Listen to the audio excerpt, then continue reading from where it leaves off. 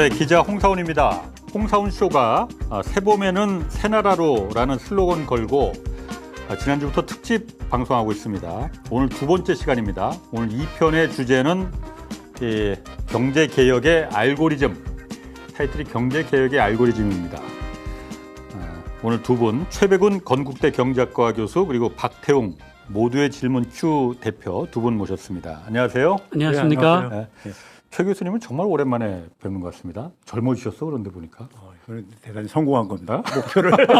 목표를 이룬 거기 때문에. 아니 그동안 왜 그렇게 은둔 생활을 하셨어요? 아니, 은둔 생활이 아니라 네. 제가 비상계엄 사태 직전까지 아침에 경공에 이제 출연을 했었고요. 네. 그 첫 주까지. 네. 그리고 비상계엄 사태 터졌을 때 제가 그 다음 날인가 네. 상해에 이제 강연이 예정돼 있었어요. 근데 제가 이제 사실은 3년 전에 지금부터 정확히 3년 됐네요. 이제 3년 전에 대선 끝나고 나서 나 이제 사라지고 싶다. 그때 이제 페이스북에다가 그런 글을 남기고서 이제 마지막 이제 제가 개인적으로 운영하는 유튜브에다가 해서 마지막 인사하려고 했더니 전부 다 울음바다인 거예요. 잊혀지고 싶다고 하니까. 아니 그날 이제 너무나 이제 선거 진거 섞음 해가지고 그래가지고 교수님 먼저 떠나면 어떻게 하냐면서 막 그러시길래 제가 그래서 민주주의 회복될 때까지만 내가 그러면 잠시 은퇴를 연기하겠다 이랬거든요. 제가 이제 오늘 이제 여기도 사실은 거의 이제 마지막 심정으로 사실 출연을 했는데 다시 마지막에 또? 아니 왜냐면 제가 이제 최백은 TV를 통해 가지고 이제 그동안 쭉 이제 알고 싶으신 분들한테는 정보를 제가 대충 제공했다고 보는데 지금 우리 경제가 굉장히 지금 하여간 심각한 상황입니다. 일반 사람들은 좀 이제 그러니까는 그거를 체감을 좀 이제 그러니까는 못하고 그리고 그 위기라는 게 있잖아요. 그 해밍웨이의 그 유명한 말 있죠. 그 소설 1926년이라 쓴 걸로 알고 있는데 태양은 내일도 뜬단가 그러니까 뭐 The Sun Also Rises 이런 소설에 거기에 이제 그런 말이 나오죠. 그 이제 화자가 이제 그러니까 뭐냐면 이제 그 너 어떻게 파산했냐 그러니까는 gradually then suddenly bankruptcy 이렇게 표현하거든요. 천천히 하다가 갑자기 확. 그게 저는 있잖아요. 지금 한국 경제가 그렇다는 거죠. 그렇죠. 근데 지금쯤이면은요, 많은 사람들은 특히 제 방송을 보신 분들은 이제는 그러니까 그 쓰나미가 보이기 시작할 겁니다. 시야에 보일 정도로 다가왔다는 거예요. 아니 그러니까 지금 말씀하신 게 지금도 사실 어렵다고 하는데 지금 그럼 이렇게 그래주얼리 단계입니까? 아니면 서든리 이거? 서든리 단계로 저는 카운트다운 시작했다고 봐요. 지금 이제? 박 의장님. 3년 동안 제가 그래주얼리를 얘기한 거고. 3년 동안을. 오늘 하여튼 그 얘기 좀 이따가 좀 준비 좀 해주시고 박 대표님도 그런 부분에 일단 박 대표님은 모두의 질문 Q라는 거로 하셨더라고. 그 뭐예요, 그거는? 그게 뭐냐면 국민들로부터 현재 가장 문제가 뭐냐, 풀어야 될 게 뭐냐를 받아서 그걸 다 정리를 해서 그걸 정책의 우선순위로 삼아 보자. 그래서 모두한테 질문을 받는다. 네, 그러니까 권력 일조가 주권이 국민으로부터 나온다. 권력이 국민으로부터 나온다잖아요. 그런데 실제로 우리는 계속 통보를 받아왔지 않습니까? 뭐 대통령 후보라는 사람들도 내가 이렇게 하겠다라고 얘기하지 여러분들 뭘 하고 싶습니까라고 묻진 않아요. 그래서 그걸 쭉 받아서 카테고리별로 정리를 해서 우선순위가 이런 겁니다. 그리고 질문의 맥락은 이렇습니다. 이러이러한 배경에서 이걸 풀어라고 요청하는 요구가 가장 많습니다. 그거 이제 질문들을 묶어 놓은 거를 유럽연합에서 녹서라고 부르잖아요. 녹서. 그래서 녹서를 만들어 보자라는 시도고요. 녹서를 지금 유튜브로 그러니까 만드는 거군요, 그러니까. 인터넷 홈페이지도 있고요. 그래서 원래는 10개월 동안 하려고 했는데 어떤 사람이 통보도 없이 내랑을 일으키는 바람에 본의 아니게 질문 모으는 것까지밖에 못 하게 됐고요. 그게 이제 그 한 달 뒤에 민주당의 대선 후보가 확정이 되면 그분에게 이 녹서를 전달할 생각입니다. 질문이 6,000개가 넘게 모였고 그걸 지금 정리 중인데 녹서가 국민들이 원하는 질문이 궁금해하는 질문이 6,000개가 넘었고 그래서 그걸 묶어서 편집해서 전달할 텐데 지금 현재 편집해 보니까 700페이지가 넘는 것 같아요. 어떤 질문들이 주로 가장 많던가요? 그러니까 아무래도 시기가 정치와 가버넌스에 관한 질문이 가장 많아요. 그러니까 이 왜 시민의 그 의견이 반영되지 않는 구조인가? 왜 견제받지 않는 권력이 이렇게 많은가? 전횡을 휘둘러도 왜 주권자가 아무것도 할 수 없는가? 예를 들어서 기소를 해도 안 해도 우리는 아무것도 못 하잖아요. 기소를 안 해서 돈을 벌고 해서 명예를 갖고 판사가 판결을 아무렇게나 해도 심지어는 그 전관 예우라는 비리를 저질러도 그렇죠. 아무것도 못 하고 그게 가장 많아요. 그 다음에 이제 아시다시피 못 살겠다. 복지, 경제 문제. 네. 그리고 언제까지 이 주입식 암기 교육으로 입시 지옥에 사람들 시달리게 만들 거냐. 비슷비슷합니다. 그리고 좀 꼭 집을 사야지 살 수 있냐. 그런 질문들이 쭉 있는 거죠. 그러니까 이번 내란 사태를 겪으면서 국민들이 그걸 깨달을 수 있었던 것도 윤석열의 그 공이라고 저는 생각해요. 그러니까 우리 사회 이른바 그 엘리트 카르텔들이 얼마나 이게 네. 썩었느냐. 그리고 네. 정말 애국심이나 이런 거는 일도 없다는 걸 오로지 자기들만의 사이기로 가득 찼다는 걸 국민들이 다 깨닫게 해줬다는 거. 자, 그럼 본격적으로 오늘 주제 들어가겠습니다.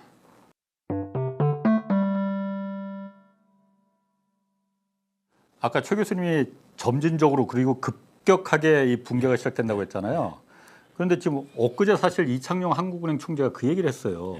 금리급 발표하면서 갑자기 어두운 터널로 들어온 느낌이다.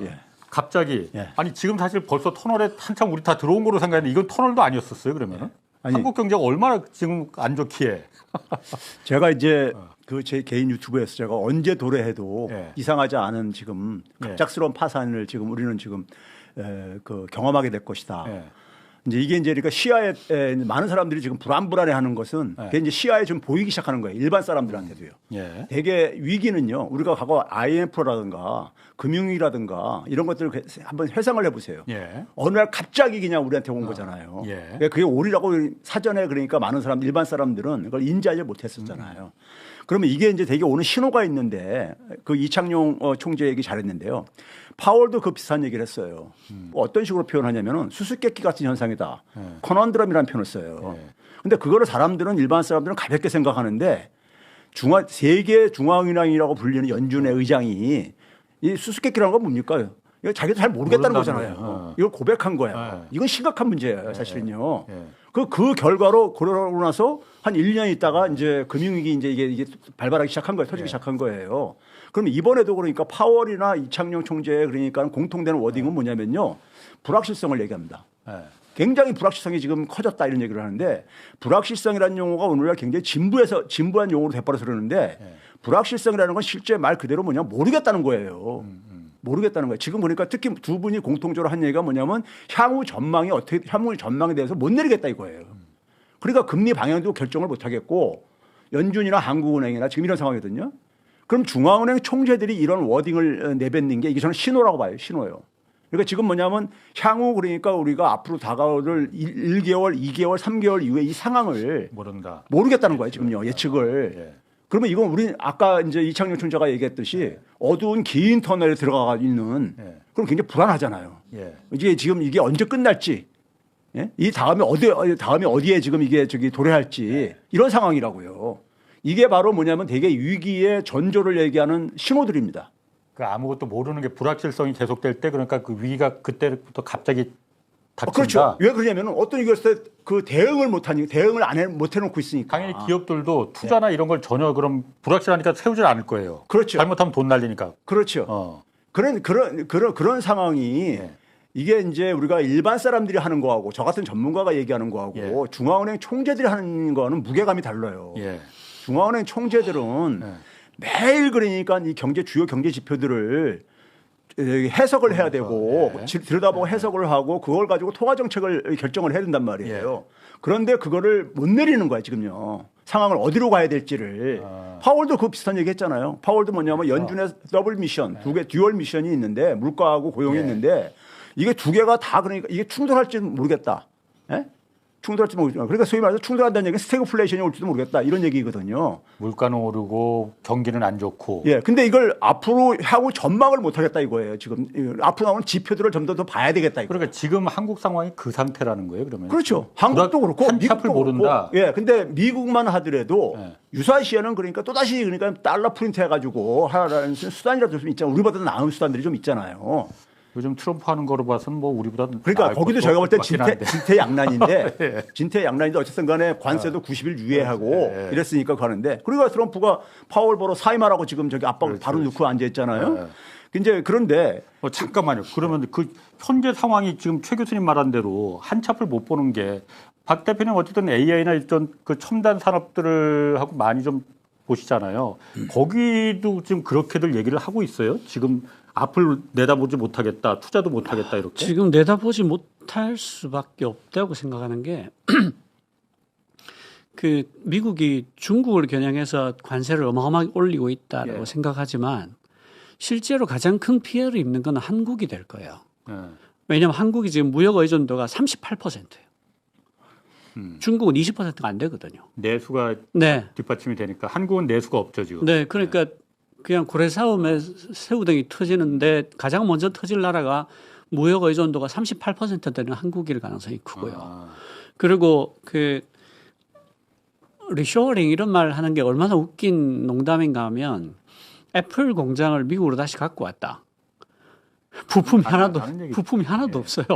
생태계 전체를 그대로 갖고 와야 되는데 말도 안 되는 소리고 그러니까 그 글로벌 밸류 체인이 잘 엮여졌을 때 세계화가 됐을 때 가장 큰 혜택을 본 우등생이 한국이었는데 완전히 반대가 됐을 뿐더러 거기다가 정신 나간 리더가 3년 동안 이끄는 바람에 다음 정부는 무조건 마이너스 80조에서 마이너스 100조 사이에 빚을 끌어안고 시작을 해야 되니까 문제는 많이 생겼는데 해결할 수단이 없는 거예요.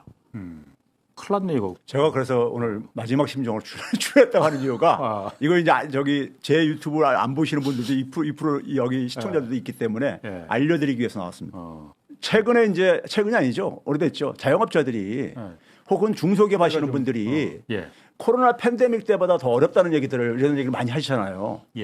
근데 일반 사람들은 어떻게 코로나 팬데믹 때보다 지금이 더 경제가 안 좋으냐 이게 잘 납득이 안 가고 전문가들도 여기에 대해서 깊이 이렇게 들여다보질 않아요. 그러니까 이제 현실과의 괴리가 굉장히 큰데 간격이 큰데 제가 이제 그거를 저도 이제 추적을 해봤어요. 왜 그런 소리들이 나오는가. 저도 뭐 현장에서 이렇게 씨름하는 사람이 아니다 보니까 그래서 이제 예를 들면 이제 지금 화면에 지금 하나 저게 이제 자영업자 1인당 이제 실질 소매 판매액입니다. 추인데 이걸 제가 분기별로도 했는데 연간으로 보게 되면은 한번 봐보세요. 2020년을 100으로 놨을 때 100으로 놨을 때 작년이 그러니까 2021년대 쭉 올라갔다가 그렇죠? 2021년에 올라갔다가 106 정도까지 올라갔다가 그다음에 쭉 미끄러지잖아요. 미끄러지면서 지금 뭐냐 작년에도 그러니까 100을 회복을 못했어요. 오히려 더 낮았네 2020년대. 그러니까 2020년보다 낮았다는 것에 굉장히 많은 사람들은 이 경제 수치를 보면요 충격을 받아요. 충격을 받아. 왜 그러냐면은 제가 이제 이런 표현했습니다. 코로나 팬데믹 때는 그때 이제 저는 이제 경제도 생태계라고 해석하거든요. 경제 생태계의 붕괴가 강요돼가 이루어진 거예요. 우리가 그 당시 사회적 거리두기 이런 말 하듯이 모든 활동들을 스스로가 억제했으니까요. 그래서 경제 생태계가 붕괴된 겁니다. 그렇죠? 근데 지금은 뭐냐면은 지난 3년 동안에는 서서히 이게 뭐가 됐냐면요. 자발적으로 경제 생태계를 붕괴시킨 거예요. 구성원들이요. 지금 뭐 지갑들을 닫고 지갑 열어도 그러니까 쓸 돈도 없고 뭐 이런 상태 속에서요.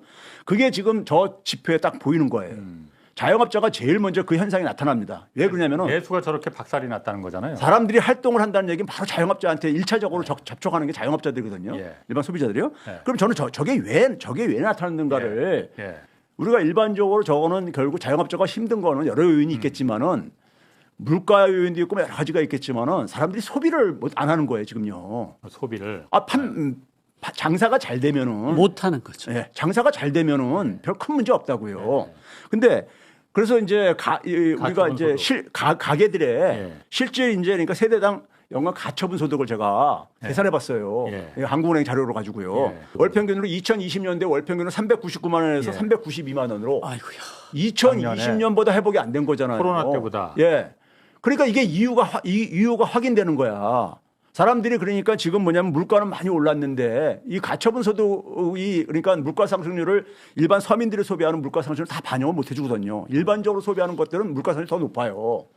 서민일수록. 그렇기 때문에 그럼에도 불구하고 이건 소득이 줄어들었다 이거예요. 이러니까는 쓸 돈이 없다는 얘기가 아우성 나오는 이유가 가게는 가게대로. 그러니까 이런 얘기가 내수 나온 거예요. 자영업자 소득도 그래서 당연히 줄어든 그렇죠. 게 당연히 늘어나면 마찬가지인 거지. 예. 중소기업도 대부분이 그러니까 내수에 의존을 하다 보니까는 이게 타격을 볼 수밖에 없는 거예요. 그러니까 이게 그러니까 사실 상징적인 하나의 경제 지금 상황인 거예요. 지난 3년 동안에 진행되어진 내수가 그러니까 저렇게 망가져 버린 거예요. 네? 근데 지금 보면은 네. 내수 물론 우리가 망가졌다는 거 동네 삼겹살집만 가봐도 알아요. 네. 그런데 우리 경제를 어쨌든 지탱했던 건 아까 박 대표님 잠깐 말씀하셨지만은 주로 수출이었잖아요. 네. 근데 지금 수출이 지탱해 왔는데 수출도 지금 안 되는 거 아니에요. 그렇죠. 이거는 왜 이것도 그럼 정치적인 영향이 있는 건지. 아, 저는요 사실 수출은 있잖아요. 우리가 좀 착시 효과가 있는데 착시 효과가 있는데 저는 한 2011년 금융위기 이후부터 사실은 저는 우리나라의 기본적으로 성장의 근간에는 뭐가 깔려있냐면 박정희식 산업화 모델입니다. 박정희식 산업화 모델을 가장 쉽게 일반 사람들이 이해할 수 있는 키워드는 뭐냐면요. 대기업 주도, 그다음에 수출 주도, 제조업 주도입니다. 이게 다 우리나라 대기업이 그러니까 주력 산업들을 다 가고 제조업을 하고 있듯이요. 이건데 이 부분이 그러니까는 우리가 한 전체 수출에서 한 4분의 3 정도 차지해요. 근데 우리나라 지금 뭐냐면 반도체로 인해 가지고 수출 금액이 좀 착시 효과가 있는데 반도체를 빼게 되면요. 2011년 수준이 회복이 안 되고 있습니다. 반도체 때문에 버티고 있었던 거다. 예. 그러니까 주력 산업들 대부분 이제 반도체 말고도 주력 산업이 굉장히 많잖아요. 자동차 뭐 이게 철강 2011년 수준이 그러니까 지난 잃어버린 한 13년, 14년이 지금 진행되고 있는 거예요. 근데 저기 한번 올해 1분기 수출액을 보세요. 이게 저는 공직자들이나 기자들의 큰 문제라고 생각하는데 공직자나 기자들이 이거를 정확한 정보를 그러니까 전달 안 하는 게 뭐냐면요. 1분기 수출액 봐보세요. 어떻습니까요? 2022년 수준이 회복이 안 됐잖아요. 2022년에 1,734억 달러였는데 지금 1,599억 달러다. 회복이 안 됐잖아요. 그런데 우리는 맨날 뭐냐면 전년도 대비로 해가지고 이걸 막 과장해서 보도를 해요. 보도를 한다고요. 그러니까 이 수출이 그러니까 2022년 수준이 한 92% 정도 안 될 정도라고 말이에요. 지금요. 지금 그렇죠? 4년 지났는데. 그렇죠. 그런데 반도체는 그럼 어떠냐? 반도체도 마찬가지예요. 2022년 수준이 회복이 안 됐어. 이게 그러니까 연간으로 그동안 묶어가지고 돌아가다 보니까 그런데 그것도 전년도하고 되게 비교해서 그러는 건데 2022년 1분기가 문재인 정권 마지막 저거예요. 마지막 타임 스케줄입니다. 저 때가 회복이 안 됐잖아요. 그러니까 반도체의 외형이 저렇다는 겁니다. 외형이 일단은요. 그다음에 그 다음 자를 한번 봐보세요. 우리가 이제 반도체 하게 되면 핵심이 삼성전자하고 SK하이닉스잖아요. 그렇죠. 삼성전자는 반도체 말고도 여러 사업이 있는데 반도체만을 꼬집어내고 SK하이닉스를 봤을 때 영업이익 한번 봐보세요. 영업이익 보시게 되면은 어떻습니까? 어떤 거 느껴져요? 2023년에 비해서는 2024년은 많이 늘어나긴 늘어나는데 17년, 18년 뭐 이때에 비해서는 이게 단위가 조 원이거든요. 작년에 작년에 한 39조 원 정도 됐다는 얘기잖아요. 아직 1분기밖에 안 나와서는데 2018년에 비해서 거의 한 2분의 1 정도에 가까운 이 정도 수준이라고요. 2017년, 2018년에 비해 가지고. 그러니까 매출액은 좀 그때보다 증가했습니다. 근데 돈을 못 번다는 얘기죠. 그러니까 우리나라의 대표 선수들이 지금 반도체 호황이라고 하고 인공지능 시대 지금 SK하이닉스 이렇게 또 수출 많이 한다 그러는데 실상은 이렇다 이거예요. 반도체조차도. 그렇죠. 아니 그러니까 제가 그 뉴스는 많이 나오긴 나왔어요. 반도체가 그러니까 한국이 예전에 그 반도체 강국이 아니다라는 것. 그런데 한국의 반도체가 그렇게 강국이 아니라면은 사실 반도체 강국 우리나라뿐만이 아니고 대만 있어요. 그럼 대만도 대만은 그러는데 그렇지가 않잖아요. 지금 보면은. 대만은 사실 그렇게 TSMC가 우리처럼 이렇게 막 반토막이 나고 그러지 않거든요. 박 대표님께서 이제 설명을 해주시겠지만 자세하게 제가 이제 얘기하는 거는 21세기 전후해가지고 산업 생태계에 지각 변동이 생겼습니다. 우리가 흔히 말해서 이제 디지털 생태계로 이행이 이루어져요. 저는 지금 그게 한 50% 정도 진행됐다고 봐요. 이제 진검승부는 지금부터라고 보는데 저는 개인적으로. 그러니까 처음에는 그러니까 우리가 소위 말해서 뭐 IT 인터넷 혁명으로 해가지고 소위 말해 닷컴 기업들 나오고 막 이제 그러잖아요. 일반 사람들이 알고 있는 용어로는요. 그러다가 이제 플랫폼 사업 모델을 나오고 모바일 혁명이 일어나고 그리고 지금 이게 이제 그러니까 인공지능 이것까지 혁명까지 오면서 디지털 생태계가 더 계속 진화해 오고 있는 거라고 봐요. 근데 우리나라는 저는 생태계 사고가 없는 나라예요. 산업과 경제, 사회 모든 완전 면에서. 동의합니다. 예, 이게 생태계 사고가 없는 나라예요. 그게 저는 식민지 시기를 겪으면서 그 전까지 있었는데 우리 조상들은 있었는데 이게 생태계 사고가 없어요. 그러다 보니까 뭐냐면 우리나라는 일본의 식민지로서 일본이 요구하는 거를 특정 부분을 맡아가지고 우리는 이렇게 했고 예. 해방 이후에는 미국 중심의 국제 경제 질서 속에서 어느 한 부분을 그러니까 따가지고 이렇게 우린 소위 말해서 그게 추격적인 성장으로 해왔던 거예요. 근데 반도체는 정말 저보다 더 이제 잘 아시겠지만은 대만만 하더라도 우리보다는 생태계가 좀 더 갖춰져 있다고요. 그 부분을 그러면 박태웅 의장께서 예. 더 그러니까 이런 부분들이 그러니까 지금 저는 이 취약성이 우리 산업 전체 속에서 저는 자동차 산업도 마찬가지라고 보는데 요즘 잘 나가는 반도체 자동차에서 그게 다 드러나고 있는 거다. 이렇게 보는 거죠. 그럼 반도체 산업의 생태계는 지금 뭐가 지금 고장이 나버린 겁니까? 저 그림을 사실은 제가 몇 년 전에 이 시간에 나와서 설명을 드린 적이 있어요. 예. 그러니까 반도체 이대로 가면 삼성전자 위험하다. 예. 몇 년 전에 얘기했고 지금 하이닉스한테 뒤집혔잖아요. 보면은 거기서 계속 3나노 공정으로 가겠다. 핀펫을 뭐 게이트 올라운드로 바꾸겠다. 이런 기술 얘기를 했는데 선생님 그거 진단이 틀렸습니다. 왜냐하면 반도체를 보시면 저렇게 밸류체인이 쭉 이어져 있는데요. 예. 팹리스가 반도체 설계하는 쪽이에요. 설계회사. 네. 그다음이 IP인데 IP는 뭐냐면 HDMI 포트, USB 포트 같은 것은 새로 그릴 필요가 없어요. 예. 그 포트 잘 만든 애들 걸 갖고 와서 심으면 된단 말이죠. 그런데 문제는 뭐냐면 그 설계도를 갖고 있다고 해서 이게 내 거다라고 할 수 없어요. 예. 우리 파운드리에서 구워본 적이 있어야 돼요. 예. 그러면 튜닝하게 되거든요. 예. 설계도대로 하니까 안 맞네 하고 고쳐야 되니까 내가 만들어 본 적이 있는 IP여야 내 IP예요. 예. 저게 삼성전자하고 TSMC하고 10배 차이가 납니다. 그러니까 기본적으로 IP라는 건 그러니까 일종의 그러니까 반도체 지적 재산권. 그 모듈화된 예. 모듈이라고 보면 되는 거죠. 그러니까 굳이 그것까지 다 만들 필요 다 만들 필요 없죠. 사다 그냥 끼워놓으면 되는 거다. 되는데 USB 포트 같은 걸 뭐하러 내가 새로 그려요. 예. 그런 거죠. 그러니까 내가 구워본 적이 있어야 된다. 그게 10배 차이 난다. 그러니까 기본적으로 TSMC 같은 값이면 TSMC를 갈 이유가 훨씬 큰 거예요. 왜냐하면 주소다 붙이면 되니까. 삼성은 그걸 왜 안 합니까 그러면? 그 얘기를 좀 이따 할게요. 그리고 그래서 그림이 그려졌어. 예. 그럼 이걸 바로 구울 수 있냐? 그렇지 않아요. TSMC 매니팩처링, 그러니까 TSMC 제조 공정을 잘 아는 디자인 하우스가 앞에 있어서 이 설계를 TSMC에 맞게 고칩니다. 예. 가면 바로 구울 수 있게. 예. 그게 디자인 하우스고요. 그러니까 저 디자인 하우스도 많을수록 좋죠. 예. 그 다음이 파운드리예요. 삼성전자, TSMC는 저걸 맡고 있는 겁니다. 공장. 네. 그리고 구우면 그다음 패키징을 하는데 저 후공정이 옛날에는 단순 작업이었는데 지금은 저게 파운드리만큼 중요해졌어요. 왜냐하면 3나노까지 가니까 더 못 줄이겠는 거죠. 그래서 옆으로 붙이고 위로 쌓아요. 예. HBM 같은 게 위로 쌓는 거잖아. 예. 그래서 저 후공정이 굉장히 중요한 공정이 됐는데 TSMC가 삼성전자보다 10년 앞서 있어요. 그리고 그 밑에 보시면 학계 연구소가 선행 연구를 해서 받쳐줘야 되죠. 한국의 교수들은 자기들이 테스트를 하려면요. 대만 가요. 네. TSMC는 그 라인을 하나 학계를 위해서 열어놔요. 그래서 대만은 15나노, 10나노 가지고 논문을 쓰고 한국은 45나노 가지고 논문 써요. 장비 업계도 마찬가지죠. 소재 부품도 마찬가지죠. 우리가 소재 부품이 모자라서 일본 저게 다 하나의 생태계가 구축이 대만은 돼 있다 지금. 그렇죠. 한국은 안 돼 있는 거예요. 네. 그러면? 그러니까 그게 그래서 앞으로 돌아가면 예. 왜 민주주의가 경제에 반드시 필요한가? 예. 이 민주주의는 해석이 잘못된 단어 중에 하나인데 민주제도라고 해야 돼요. 예. 왜냐하면 주의는 다 이즘이잖아요. 파퓰리즘, 파시즘. 예. 근데 데모크라시란 말이에요. 예. 민주제도예요. 예. 그러니까 민주적인 제도가 경제 발전에 필수적이다. 예. 왜 필수적인가 하면 시장 경제를 신봉한다라고 얘기하잖아요.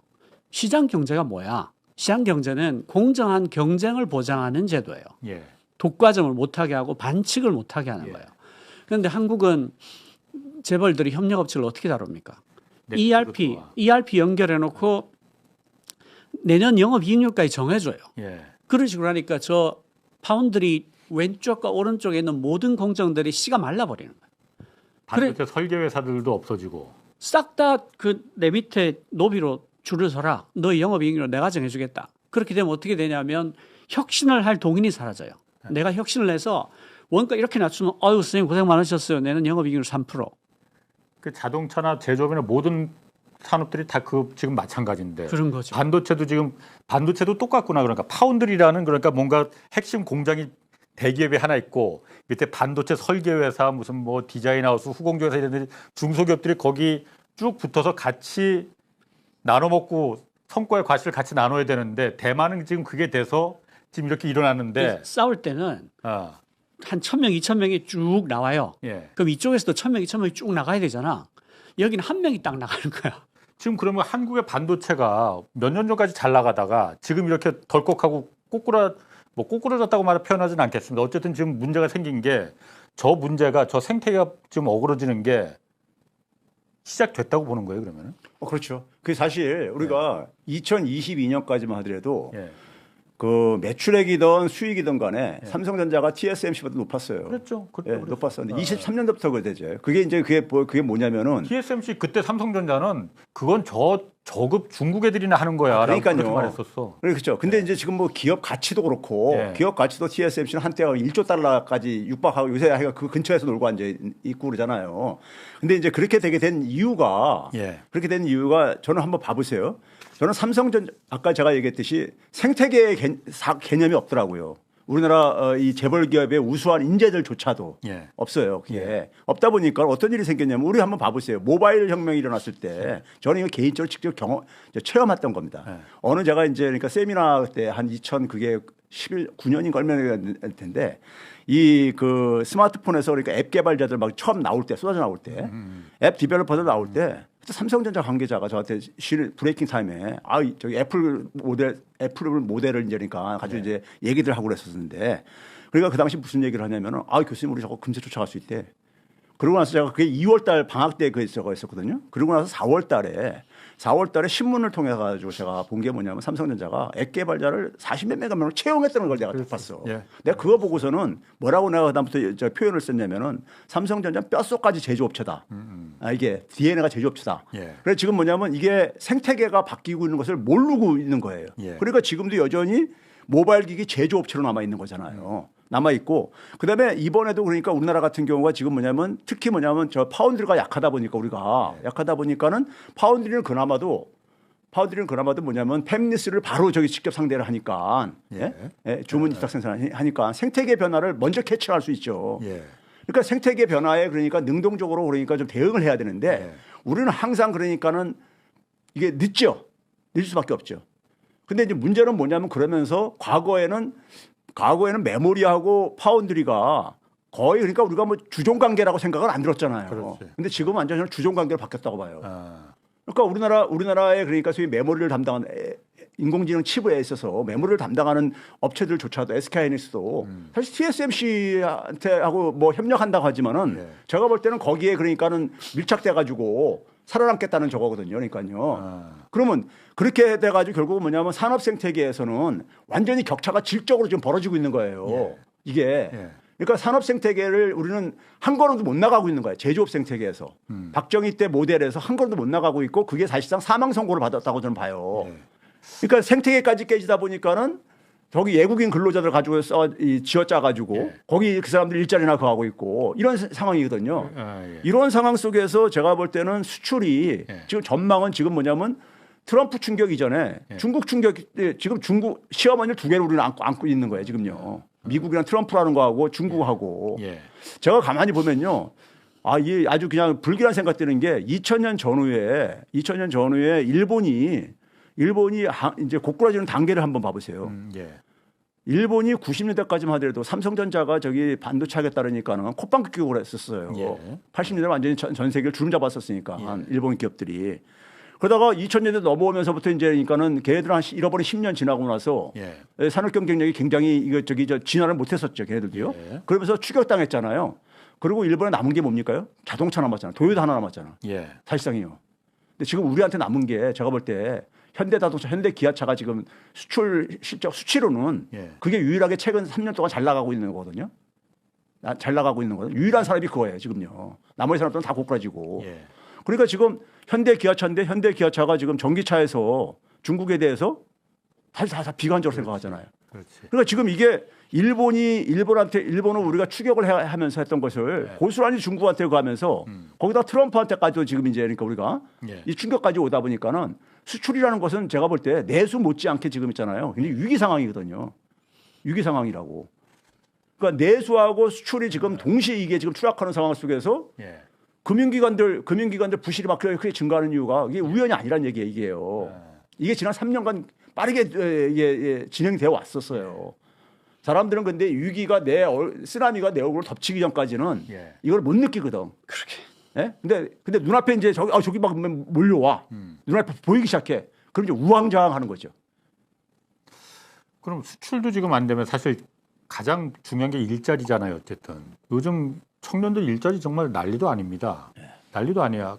아까 뭐 코로나 얘기했지만 코로나 때보다 지금 훨씬 더 뭐 체감적으로 뭐 심각하고 일자리 부족 문제는 그럼 이게 단기적으로 좀 문제가 어떻게 좀 정권을 잘못 만나고 윤석열이 이렇게 다 아작을 낸 건지 아니면 윤석열 이 정치적인 문제가 아니고 구조적으로 뭔가 지금 고장이 나서 근본적인 문제가 지금 생긴 건지 이거는 어떻게 봐야 됩니까? 저는 두 개가 다 있다고 봐요. 네. 두 개가 다 있다고 보는데 일단 이제 우리가 저는 지금 현재 우리 경제에서 당면 지금 과제 당장 지금 어쨌든 간에 예. 쓰나미가 몰려오는데 어쨌든 간에 이걸 막아야 되는 이런 단계가 있을 것이고 저는 최상목 부총리가 국회 나와가지고 자영업 이제 이 문제고 하면서 밑 빠진 독아니 사실상 이런 식으로 표현을 했어요. 그러니까 너무하더라고. 그러니까요. 그거 제가 볼 때 현업에 종사하시는 분들 보게 되면은 완전히 진짜 열부터 최상목 부총리가 어떻게 정확하게 말을 했냐면 저도 그거 보면서 정말 열을 받았는데 자영업자분께서 어려운 부분은 경기적인 이유도 있지만 온라인이라든지 이런 분야의 구조적인 온라인의 판매가 늘어난 구조적인 요인도 있습니다. 그래서 그런 부분도 저희가 같이 노력을 했습니다만 그런 노력들은 원래 시간이 걸리는 작업입니다. 그렇기 때문에 재정을 써서 되는 것들이 아니기 때문에 시간이 필요했습니다. 이런 식으로 얘기를 했잖아요. 그렇죠. 그럼 정부가 못 하러 있는 거야 도대체? 그러니까요. 그 자리에 최상목은 왜 있는 겁니까 거기에? 그래서 제가 볼 때 최상목의 그런 인식이 이 정부의 무능을 그대로 보여주는 건데요. 무능을. 이거 보시게 되면 우리나라는 어디 있냐면 비밀이 소득 공제에 있습니다. 소득 공제. 우리 공제를 많이 받잖아요. 인적 공제부터. 인적부터 많이 받잖아요. 소득 공제는 뭐냐면 실질적인 감세야. 그렇죠. 감세. 실질적인 감세라고요. 저 혜택을 상위층들이 거의 다 봐.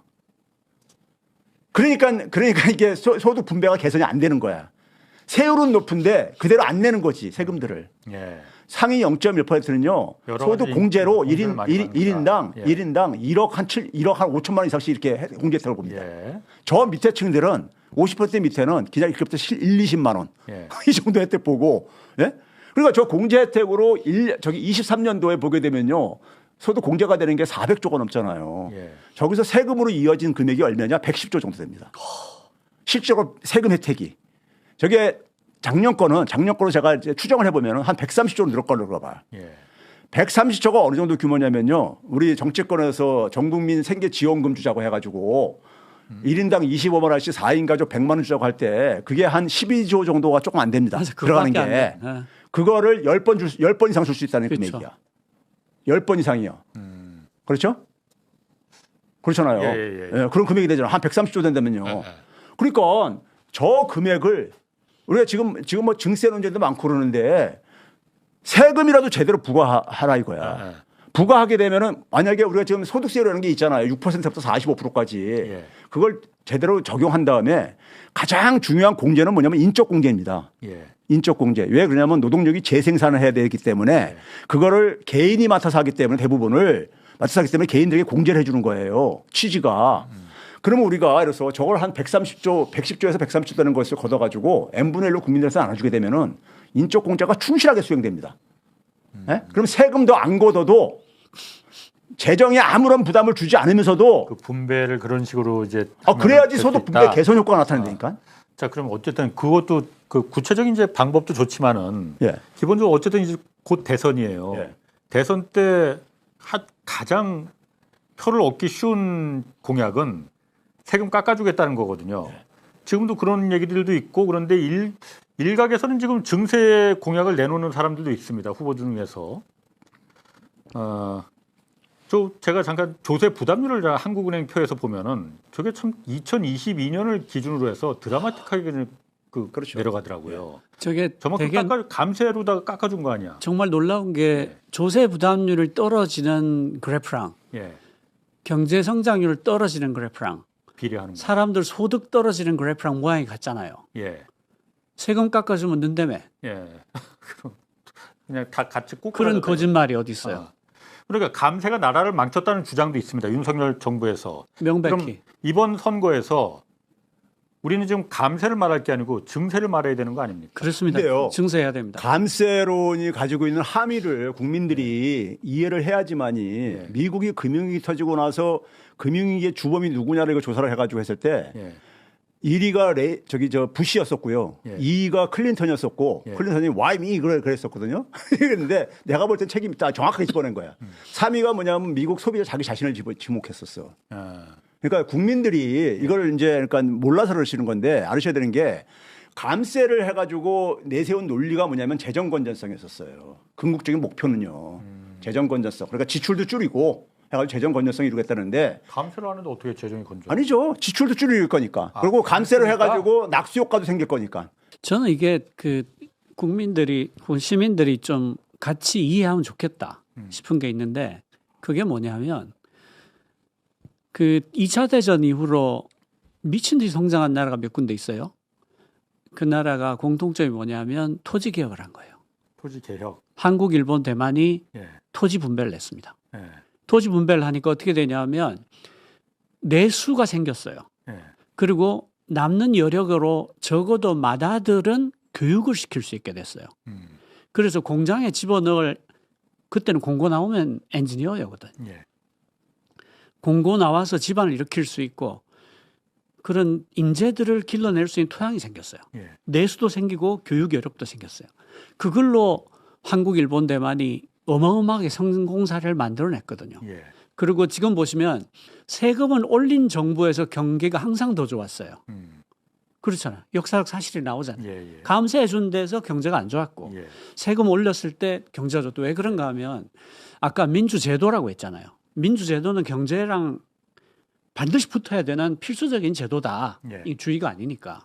왜 그런가 하면 시장의 기능이 살아나게 한다라고 했을 때 반칙을 못하게 한다. 경쟁이 반드시 보장되게 한다. 그러니까 독과점이 일어나면 기업 분할 명령도 내리잖아요. 그게 시장을 살려놓기 위해서 그래요.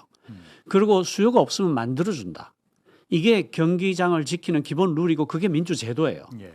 그러니까 지금 세금을 걷어서 재분배를 해주는 이유는 뭐냐면 수요가 없기 때문이에요. 쓸 돈이 없는 거예요. 그러니까 지금 고쳐야 될 게 뭐냐. 지금 한국은 두 가지 이중화로 굉장히 고통을 겪어요. 대기업하고 중소기업의 임금 수준이 10대 7 정도로 벌어져 있고 이걸 회복시키기 너무 어려워요. 정규직과 비정규직은 거의 조선시대 신분제도하고 똑같아요. 한번 비정규직으로 떨어지면 정규직으로 가기가 너무 어려워요. 이 이원화 때문에 이 시장이 깨져 있거든요. 그리고 또 하나 깨진 게 있어요. 엔비디아, 페이스북, 구글, 마이크로소프트 CEO들은 어떤 사람들이에요? 그 사람들은 자기 기술 컨퍼런스에서 2시간 동안 자기 기술에 관한 얘기를 할 수 있는 사람들이에요. 한국은 어떠냐? 기술 리더십이 다 깨져 있잖아요. 초등학생이 읽을 수 있는 수준으로 리포트를 만들어라 그래서 그 박사들이 그 리포트를 일주일씩 써요. 고치고 그리고 가면 아무것도 모르는 이 사람이 이걸 읽은 다음에 의사결정을 해요. 그러니까 삼성전자가 왜 그렇게 망가졌어요 하면 결정을 하면 안 되는 사람이 결정을 하는 구조를 가지고 있는 거예요. 그러니까 이런 식이야. 지금 그 한화의 그 마무리 투수가 김서현이잖아요. 얘가 이제 3년 차예요. 3년 차인데 마무리를 하면서 방울이 0점대야. 근데 한국의 지금 경제 구조는 어떻게 되어 있냐면 하나그룹 회장 아들이 마무리 투수를 해요. 김서현은 옆에서 주전자 들고 물 나르고 있어. 그러니까 될 리가 없지. 테크니컬 리더십이 완전히 깨져 있잖아요. 이거는 시장이 아니야. 이거는 경쟁도 아니고. 그래서 민주제도가 여기 붙지 않으면 그래서 정말 젠슨 왕 같은 박사가 스피치를 하고 구글의 그 박사가 그 최고의 엔지니어가 의사결정을 하고 그래서 잘하면요. 마이크로소프트가 그렇게 오래됐는데 CEO가 지금까지 3명이에요. 잘하면 몇십 년씩 해요. 그러니까 대단히 안정된 구조에서 세계의 돈을 다 빨아들이는 거예요. 그런데 우리는 누구네 집 셋째 아들, 누구네 집 손자가 초등학생도 읽을 수 있게 리포트를 써오라 그러고 결정을 하면서 HBM 없애라 타고 다 쫓아내버리니까 그 친구들이 너무 분해고 억울해서 SK 하이닉스로 가서 지금 이 그림을 만들었잖아. 그러니까 민주제도가 없이는 경제는 망하는 거예요. 그래서 지금 이 기술 리더십을 어떻게 바꿀 거냐. 언제까지 3세, 4세, 5세가 그 작은 지분을 가지고 맡으면 안 되는 일을 맡아서 나라를 박살내는 일을 맡길 건가. 이 고민을 같이 해줘야 되는 거예요. 그게 이제 생태계가 그 구단주 손자가 선수를 하면 안 되는 생태계로 만들어야 되는 거예요. 예. 그 산업 구조가 지금 한계가 이르렀다는 거는 지금 대한민국 5천만 국민이 다 알고 있습니다. 네. 알고 있습니다. 그걸 그러니까 어떻게 바꿔야 되냐. 시장에 있는 이 선수들을 왜 못 쓰냐. 이 선수들은 왜 주전자를 들고 물 나르고 다니고 뭐 증손자가 그걸 하고 있냐. 지금부터는 하여튼 그 부분이 사실 중요한 거니까 그 부분을 어떻게 혁신을 그럼 일으킬 수 있는 거냐. 우리 산업, 한계 다들은 전통 산업 구조를 어떻게 혁신을 일으킬 수 있는지 그 부분 한번 좀 주제로 다뤄보겠습니다.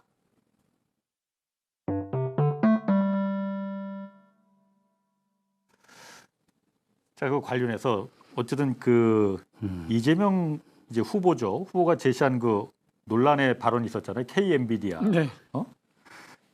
이게 어쨌든 저는 이거부터 시작해보는 게 좋을 것 같아요. 그 발언 먼저 한번 좀 들어볼까요? 그러니까 예를 들면 지금 인공지능에 투자해야 되잖아요. 그 중에 일부를 국민 펀드나 아니면 국가가 가지고 있으면서 거기서 생기는 생산성의 일부를 국민이 모두가 골고루 나눠 가지면 엔비디아 같은 회사가 하나 새로 생겼다. 그 중에 국민의 지분이 30%다. 네. 그래서 그 70%는 민간이 가지고 30%는 국민 모두가 나누면 굳이 세금에 막 그렇게 의존하지 않아도 되는 상황이 오지 않을까요? 예. 저게 이제 그때 박태웅 대표가 사례를 보신 거죠? 저게 모두의 지능 큐에서. 저게 이제 그래서 뭐 하여튼 정치적인 논란이 막 돼서 공방이 오고 갔어요. 예. 근데 저게 지금 아까 말씀하셨듯이 대기업들 2세, 3세가 막 구원투수로 마무리 투수로 올라오는 상황을 이제 깨자는 거 아니에요, 저게. 그렇죠. 저는 그렇게 받아들여졌거든요. 네, 맞습니다. 어떤 의미를 갖고 있는 거예요? 저거 두 가지로 해석을 이해를 해야 되는데 하나는 AI가 뭐길래 100조, 200조 투자하자는 얘기가 나오느냐. 두 번째는 그래서 엔비디아를 국가가 가져도 좋으냐. 이 두 가지 질문을 나눠서 생각해야 되는데 우선 AI를 왜 100조, 200조를 투자하자고 하느냐. 의미를 좀 알아야 될 것 같아요. 한국이 전 세계에서 2개밖에 없는 나라 중에 하나인데요. 철강부터 반도체까지 모든 밸류체인을 자기 나라 영토 안에 다 갖고 있는 2개의 나라 중에 하나입니다. 또 한 나라가 중국이에요. 바로 옆에 붙어 있죠. 그러니까 뭐냐면 내가 전교에서 2등인데 반에서 2등이에요. 그래서 지금은 우리가 경쟁하고 있는 각 영역에서 보면 조금씩 앞서 있다고 말할 만해요. 현대기아차가 중국 차보다 조금 낫고 조선도 아주 고품질 고부가 가치 선박은 우리가 조금 낫고 가전도 최고급 제품은 삼성, LG가 낫고 그런데 여기에 전 분야의 AI가 결합을 하기 시작합니다. 그래서 자동차에 AI가 결합하니까 자율주행차가 돼요. 자율주행차는 중국이 우리보다 훨씬 앞서 있죠. 가전에 AI를 붙이면 이게 로봇 청소기가 돼요. 로봇 청소기는 중국계 삼성, LG보다 훨씬 비싸요. 조선도 자율주행 선박이 나와요. 특히 연안에서 들어왔다가 나갔다는 분야가 이 자율주행이 되면 비용을 굉장히 아낄 수 있거든요. 그리고 선박이 자율주행이 되면 연료비를 훨씬 줄일 수 있어요. 무슨 뜻인가 하면 우리가 중국하고 모든 영역에서 같이 붙어서 경쟁을 하고 있는데 AI가 붙는 순간 우리 전 산업이 다 경쟁 요리로 떨어질 수 있다는 거예요. 너무 무서운 거죠. 저는 그게 한 3년도 안 남았다고 생각해요. 그러니까 지금 모든 우리 거의 대부분의 지금 대통령 나오겠다는 후보들이 다들 이제 AI에 뭐 100조를 투자하겠다, 한동훈은 200조를 투자하겠다, 막 이렇게 하잖아요. 그런데 사실 이게 AI라는 게 말은 굉장히 뭔가 판타스틱하고 뭐 이렇게 들리지만은 거꾸로 말하면은 내 일자리가 그게 바람직한 방향이냐? 제가 우려하는 건 그런 부분이요. 물론 AI가 혁신을 일으키는 새로운 산업을 만들 수는 있습니다. 그런데 그게 모든 국민들 5천만 대한민국 국민들한테 다 좋은 거냐? 아니면 과거의 반도체처럼 일부 특정 자본과 대기업에만 그 모든 혜택의 과실들이 성과의 과실들이 다 돌아가는 거냐? 또다시 이거를 우리가 좀 경계해야 되는 거 아니냐? 그게 굉장히 중요한 지적인데요. 예. 그래서 이 부가 AI가 만들어낸 그 새로운 부가가치가 예. 사회적 안전판을 만드는데 얼마나 기여를 하게 할 거냐. 예. 그리고 괜찮은 일자리를 우리가 나눠 가질 수 있는 사회를 만드는데 기여를 할 거냐를 처음부터 물으면서 들어가 줘야 됩니다. 예. 그러니까 이를테면 지금 이재명 후보가 그 4.5일 일해야 된다. 예. 노동시간 줄여야 된다고 말하는 게 정확히 그런 뜻인데 생산성이 이렇게 올라갔는데 예. 계속해서 같이 일하면요. 공장의 재고가 엄청나게 쌓일 수밖에 없고 굉장히 많은 사람들이 놀아야 돼요. 예. 그러면 되게 서글프잖아요. 예. 이게 우리가 잘 살자고 만든 건데 전부 다 쫓겨나가지고 돈이 없어서 울고 있어야 된다. 그러면 안 되죠. 그러니까 아까 그 엔비디아 같은 회사를 국민이 소유하면 어떠냐라는 말이 그런 맥락에서 나온 건데 그 나눠 가질 수 있는 구조를 처음부터 같이 고민하지 않으면 AI가 재앙이 될 수 있어요. 당연히 그렇습니다. 네. 당연히 과거에 한국의 정부가 삼성전자에 막대한 세금을 통해서 지원을 했기 때문에 오늘날의 삼성전자가 나올 수 있었는데 그 성과의 과실은 전부 다 삼성전자 일가들이 갖고 간 거나 마찬가지잖아요.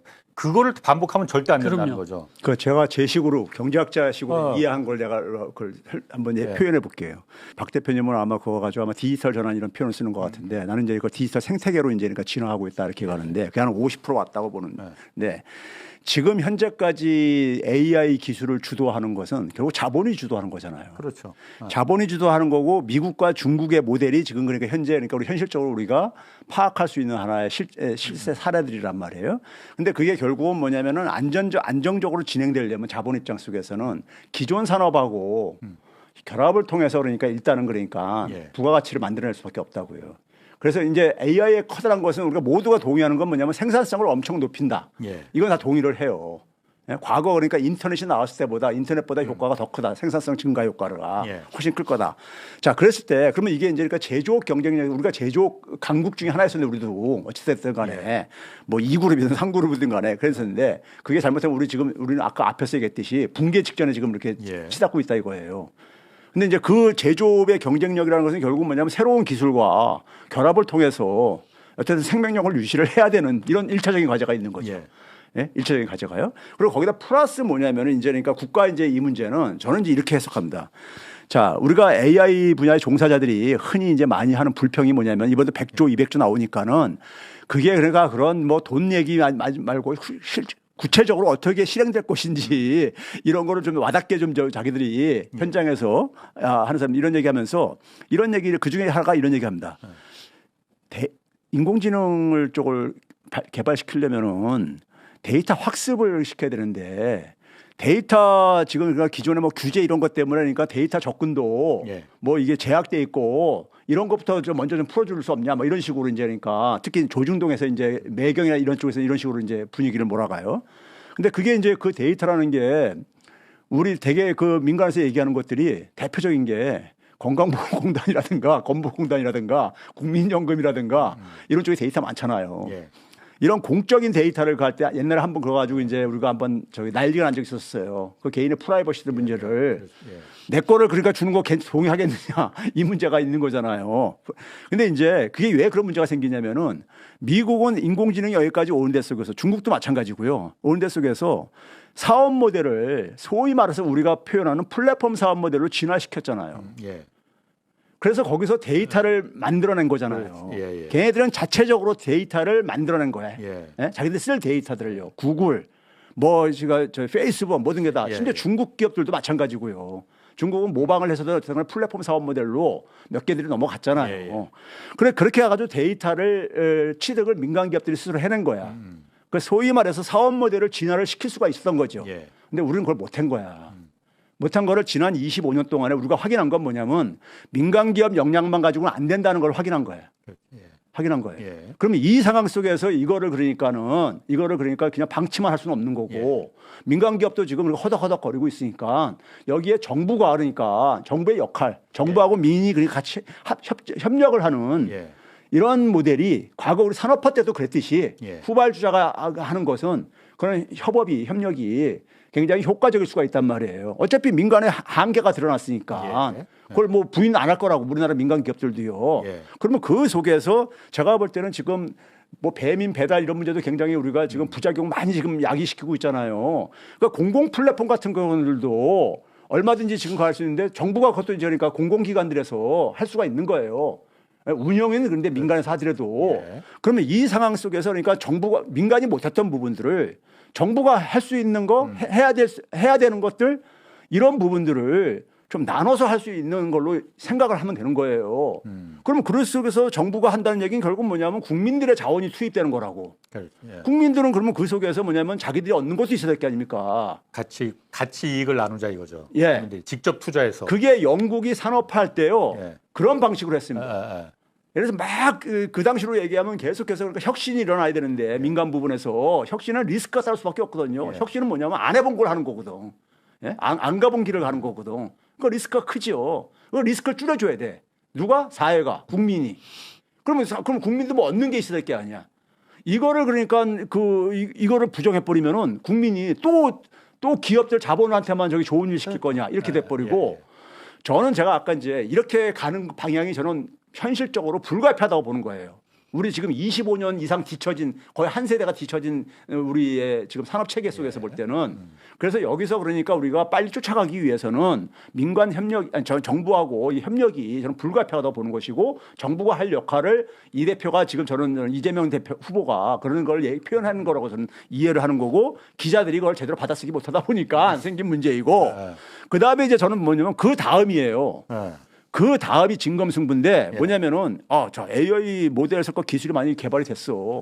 그리고 이제 박 대표도 이제 강조하는 거 제가 굉장히 좋아하는 게 뭐냐면은 그 이재명 대표가 얘기했죠. 전 국민이 사용할 수 있게 해주자, 활용할 수 있게 해주자. 접근권을 주는 거죠. 왜? 데이터도 다 국민들 거고. 이게 저기 공적인 자원이 들어갔으니까는 그렇죠. 그러면 그 인공지능을 저는 지금 활용을 해가지고 새로운 가치를 창출할 수 있는 단계로 넘어가줘야 되는 거예요. 왜냐하면 지금까지는 산업화에 필요로 하는 교육 현장이 산업화에 필요한 인력을 만들어내기엔 교육이란 말이야. 그러니까 인공지능 기술이 있어도 인터넷이 있어도 인터넷 별로 활용 안 하는 사람들 대부분이잖아요.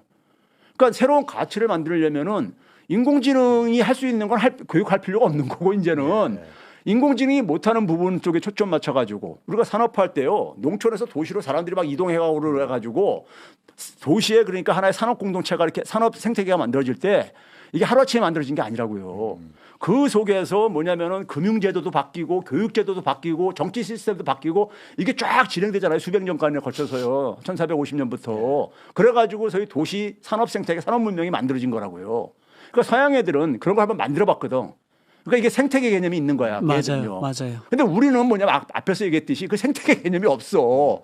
그래서 저는 뭐냐면 이게 다음 민주당 정권에서 끝날 일이 아니야 이게. 그렇습니다. 다음 정권에 적어도 뭐냐면 이게 단임 정부다 보니까 5년 단임 정부다 보니까는 저는 교육 개혁을 한다 그러면 있잖아요. 굉장히 민감한 주제거든 우리 사회 속에서. 그러니까 이게 이제 어쨌든 장기 프로세스로 지나갈 수밖에 없다고. 그래서 제가 볼 때는 다음 정부에서 방향을 제시하고 그 다음 정부에서 계속해서 이게 지속돼 가지고 추진할 수 있는 이런 프로그램이 그러니까 뒷받침되고 하는 상황 속에서 아니 민간이 혼자서 못 하는데 이거를 그러니까 정부가 그러니까는 단순한 거예요. 정부가 그러니까 할 역할이 있으면 해야 되는 거잖아요. 제가 좀 보완 설명을 드리면 이게 이제 엔비디아를 왜 가져야 되냐 이런 말들이 약간 그 현실을 너무 모른다 싶은 게 TSMC가 대만 반도체 회사예요. 이름 자체가. 그렇죠. 그냥 국영회사고요. 포항제철도 그 일제 전후 배상금 받아서 만든 국영이었고 그래서 국영을 하면 안 된다는 말만큼 어처구니 없는 말이 없는 거고요. 그다음에 그 과학기술 발전의 특성상 점점 더 거대 기술만 남습니다. 왜냐하면 쉽고 빠른 건 이미 다 풀었어요. 남아있는 문제는 다 되게 어려워요. 생각해 보시면 몇 년 전까지만 해도 우리가 벤처 캐피탈한테서 뭐 투자 받았어요 자랑하는 게 30억 받았어요 50억 받았어요 이런 걸로 기사 내고 그랬어요. 그런데 지금은 2조 받았다, 3조 받았다 이렇게 하는 이유가 남은 문제가 다 거대 문제밖에 안 남아서 그렇습니다. 어쩔 수 없는 거예요. 그리고 이게 왜 생태계가 되냐면 우리가 산업화 사회의 우등생으로서 보편교육, 그래 고등학교까지의 보편교육을 세계에서 제일 잘해서 여기까지 왔습니다. 그런데 선진국이 됐잖아요. 놀랍게도 한국의 고등교육의 질이 너무 낮습니다. 그렇죠. 지금 세계 10대 학교에 아예 끼지도 못하고 그리고 왜 그 아무 논문이나 실험을 실어주는 가짜 학위지 있잖아요. 가짜 학술지에 논문 가장 많이 실은 대학교 1, 2, 3가 어딘지 아세요? 한국이에요? 서울대 연고대예요. 서울대 연고대가 그 가짜 학술지에 논문 가장 많이 실은 상위 셋이에요. 그러니까 한국의 고등교육은 형편없이 품질이 낮을 뿐 아니라 그 교수들의 윤리의식도 형편없어요. 그런데 고등교육이 이렇게 경쟁력이 없는 상태에서 이런 고부가가치 기술들을 해결할 수 있는가? 못합니다. 근데요, 제가 조금만 보완한다면은 시간이 거의 다 됐는데. 예, 아까 이제 이게 기술, 저는 엔지니어가 아니니까지만 기술이 집적성이 있잖아요. 그러니까 이게 지금 뭐냐면 옛날에 이명박 때 저기 오바마가 그린 산업 육성하겠다고 떠드니까 녹색혁명을 떠드니까 녹색산업 육성하겠다고 그랬잖아요.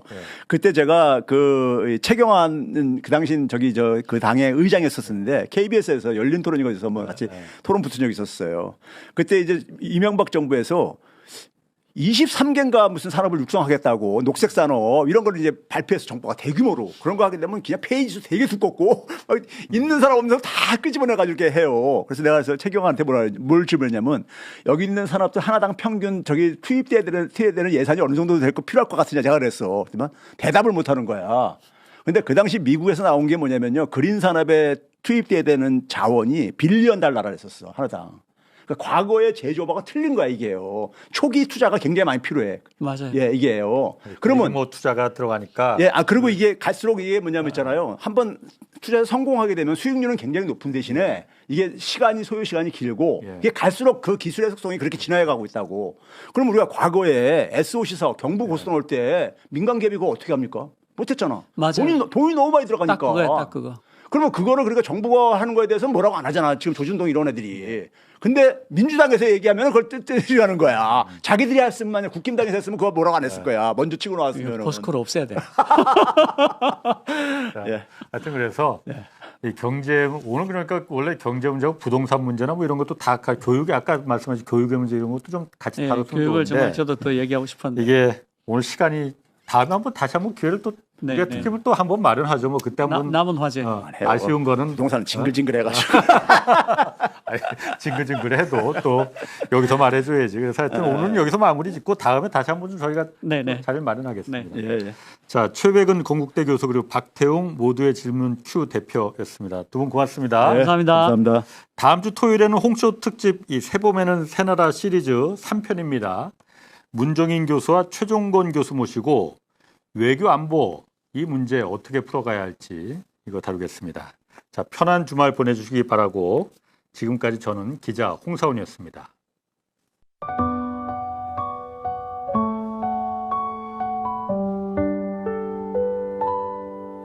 누군가는 위에서 웃고 누군가는 아래서 참는다. 같은 하루를 사는 건데 그 그리 먼저 오는 사람도 있다.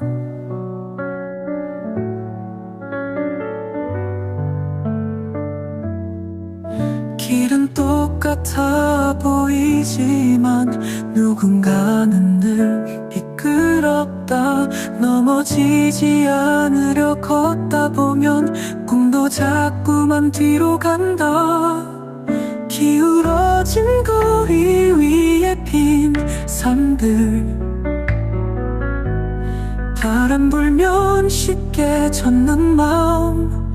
그래도 누군가는 말없이 그 길을 다시 일으킨다.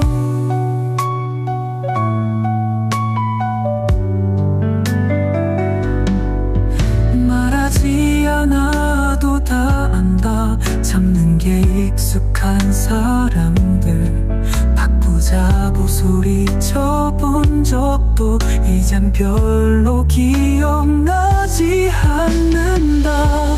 기울어진 거리 그 하루 끝에 오늘도 버틴 이름 하나 바꾸자고 소리쳐본 적도 이젠 별로 기억나지 않는다.